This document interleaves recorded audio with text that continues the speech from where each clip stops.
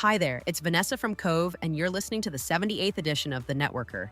This week, we're looking at how connection is quietly shifting away from performance and back toward humanity. Across founders, solopreneurs, career changers, and corporate leaders, the same idea keeps emerging. Networking no longer works when it feels engineered or transactional. The relationships that create opportunity today are built through curiosity, proximity, generosity, and friendship. This edition explores why genuine connection is becoming the real professional advantage. So let's dive in. Rodolfo Delgado, writing in Entrepreneur, reflects on the moment he realized that networking was not actually creating relationships.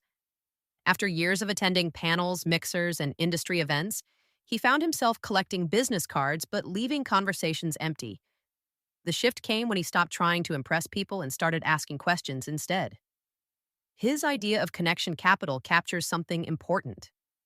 Relationships compound over time when curiosity replaces performance.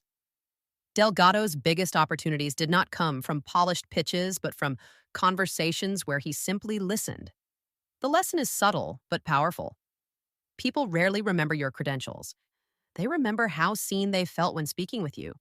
That same theme appears in an article by Emily Guy Birkin in Fast Company, but from a different angle. Birkin argues that solopreneurs often struggle with networking because traditional platforms like LinkedIn feel performative and crowded. Instead of waiting for formal invitations, she encourages professionals to engineer proximity in unconventional ways. Volunteering at events, joining unusual communities, or even striking up conversations in unexpected places can open doors.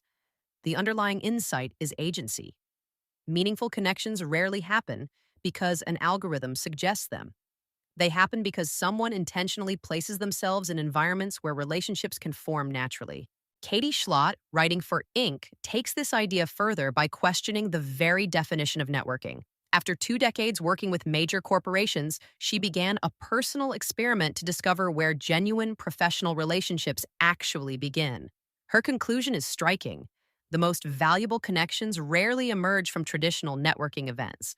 They form in environments built around shared experiences such as music gatherings, creative communities, and informal social spaces. What these environments offer is belonging rather than optics.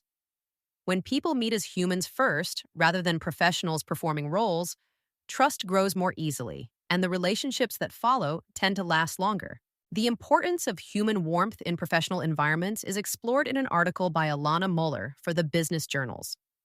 Mueller argues that the person who succeeds at industry events is rarely the smartest or most credentialed individual in the room. It is the one who shows genuine enthusiasm for others. In unfamiliar spaces where everyone feels slightly uncomfortable, curiosity acts as social intelligence. A simple greeting, a sincere question, or shared laughter can dissolve the awkwardness that prevents connections from forming.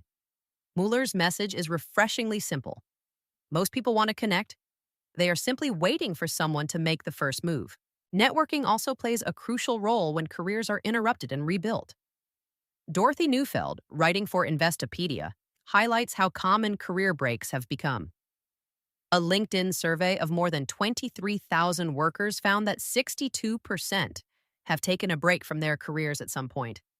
As hiring processes become increasingly automated, personal connections are becoming even more important for re-entering the workforce. Relationships help restore context that algorithms cannot see.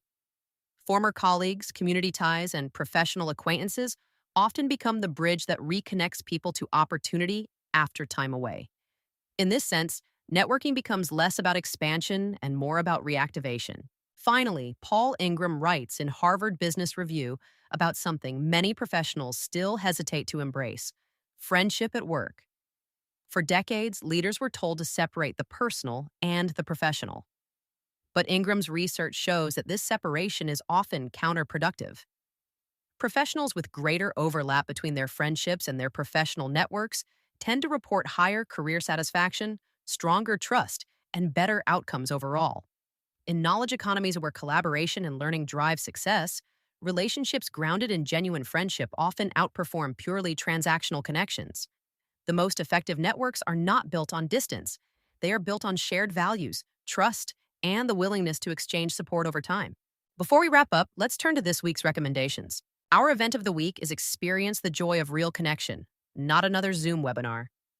Most virtual events drain your energy. This one is designed to do the opposite. Co-created with Epic International Summit and hosted by Connection Crew by Cove, this Joyful Connection Masterclass invites participants to practice 3 powerful connection exercises they can immediately use to bring people together in their own communities and events. It is built to leave people energized, inspired, and more connected than when they arrived. Book your spot for March 19th. And our podcast of the week is assuming the best about others is hard but necessary. In a polarized climate where negative intent is often the default assumption, Amer Kaisi argues that leaders need a provisional positive intent mindset grounded in accountability rather than naivety. The value of that distinction is significant. Trust does not grow because people ignore harm or excuse poor behavior. It grows when they resist the urge to interpret every action through suspicion first. Curiosity, humility, realistic optimism, and forgiveness create the conditions for stronger collaboration and steadier judgment. The real discipline is not blind positivity. It is accountable curiosity. That's all for the 78th edition of The Networker. The thread running through every story this week is simple. Networking works best when it stops feeling like networking. When curiosity replaces performance, when environments encourage belonging, and when friendship is allowed to matter, relationships stop being tactics and start becoming real sources of trust, support, and momentum. Until next time, stay connected, stay curious, and remember, your network isn't just who you know, it's who feels genuinely connected to you. And don't forget, the full edition of The Networker is waiting for you in your inbox. I'll see you next time.